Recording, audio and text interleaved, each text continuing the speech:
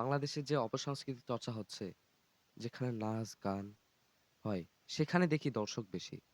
এবং যেখানে আমরা ইসলামিক সুস্থ সংস্কৃতি চর্চা করি, সেখানে দেখি আমাদের দর্শক কম। কেন এটা? কারণ বাংলাদেশের সুস্থ সাংস্কৃতিক চর্চা একদমই কমে যাচ্ছে। আমাদের মূল কথা হচ্ছে আমরা মানুষকে ইসলামের দাওয়াত দেব সুস্থ সংস্কৃতিকের মাধ্যমে। আমরা অপসাংস্কৃতিক গান, বাজনা, মিউজিক হারাম, ওগুলোকে হারাম বলে ঘোষণা করে দিয়েছে ইসলামে। সেগুলোকে আমরা বাদ দিয়ে আমরা সুষ্ঠু সাংস্কৃতিকের গান শুনবো, ইসলামিক সঙ্গীত। আমরা দেখব ইসলামিক নাটক, আমরা দেখব আবৃত্তি, আমরা এগুলো চর্চা করব। কেন আমরা অপসংস্কৃতিক চর্চা করব? আপনারা কিছু ইসলামিক ভিডিও, কনটেন্ট যেটা শেয়ারের মাধ্যমে, যেটা হতে পারে গান, আবৃত্তি, অভিনয়, ইসলামিক সঙ্গীত, ওয়াজ মাহফিল এরকম হতে পারে।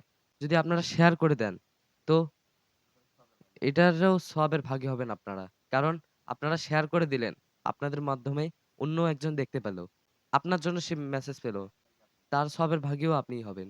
আমরা বাংলাদেশে অপসংস্কৃতিকে দূর করে রেখে আমরা সুস্থ সংস্কৃতি চর্চা করব এবং আমরা সুস্থ সাংস্কৃতিকের ভক্ত হিসাবে পরিচয় দেব।